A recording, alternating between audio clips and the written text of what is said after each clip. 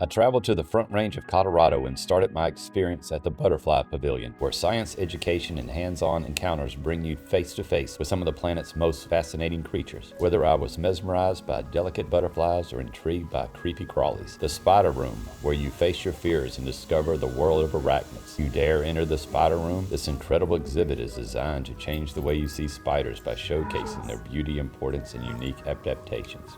Black Sunshine. Black Widow, actually. Can you see the hourglass? From jumping spiders to orb Protected weavers, eyes, discover too. a diverse array of arachnids from around the world. Those are eyes too. See right there how it almost looks like it's got nostrils? Yeah, it's Another set of eyes. that's what that little thing looks like. The Spider Room is an exciting experience for both the curious and the courageous. Whether you love spiders or fear them, you will leave with a newfound appreciation for these misunderstood creatures. Scary. It's a spider. They don't do much. If you are feeling brave, you can hold a live tarantula and experience firsthand how gentle these creatures truly are. Rosie the Tarantula, Butterfly Pavilion's most famous residence. There's supposedly something like 1,041 kinds of tarantula. This is by far one of the mellowest.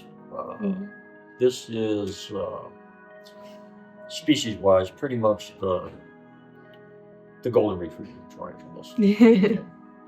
Dispositionally. And we've gotten desensitized, so there's some nature literature. Most of the tarantulas from Asia and Africa are pretty grouchy. Just are not good candidates for hand pets. You can't really get used to them. But some of the ones from the Americas, especially from deserts, and these are from the driest desert in the world, you get used to them. It's contrary to their nature. They're usually pretty solitary.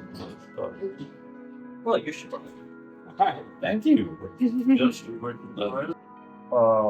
We don't know the exact age of a lot of the disease, but I can for certain, given our current record-keeping system, that it's going to be 14.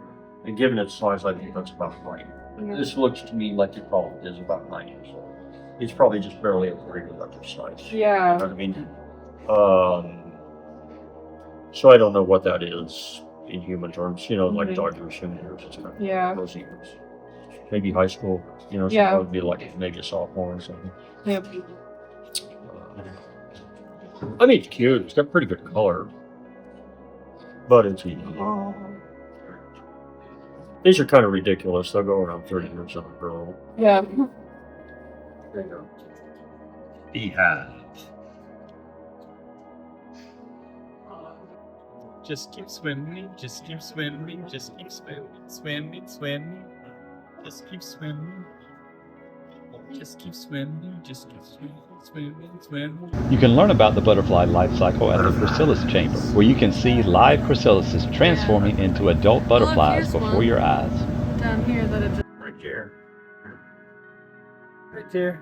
The Butterfly Atrium is a tropical paradise where you will be transported to a lush indoor rainforest where hundreds of free-flying butterflies surround you in a breathtaking display of color and movement. This climate-controlled atrium mimics a natural tropical environment, providing a sanctuary for butterflies from all over the world.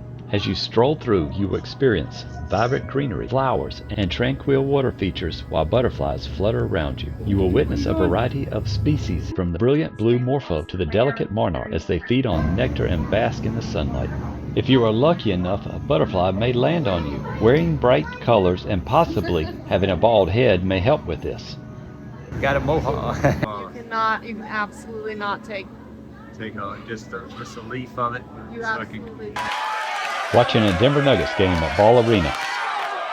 I had a splendid day rock climbing at Happy Hour Crag in Boulder Canyon. I had the privilege of filming 3 climbers as they took on their very first trad lead on a route called Left Side, a 5-5. For those who don't know, a trad lead means placing your own gear in the cracks to protect yourself as you climb. Huge congratulations to them for tackling this challenge like pros. Drop a comment to show them some love.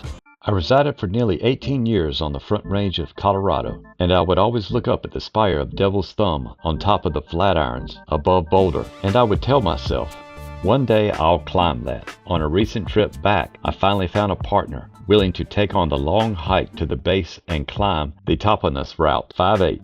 The climb began with a solid crack that provided excellent holds and jams, making for a secure and satisfying start. Each move felt deliberate and enjoyable, offering a great rhythm from the beginning. As the crack gave way to an easy, flowing slab, the climbing became more relaxed, allowing a moment to appreciate the exposure until the crux. It was an unmistakable section, demanding precise footwork and careful balance. Though short, it packed a punch, requiring a deep breath and a moment of focus before committing to the sequence. Actually wasn't too bad. Reaching the summit was a mix of pure joy and relief, an unforgettable moment. Let me know in the comments, what's a climb or adventure you've always dreamed of doing? Keep learning and having fun.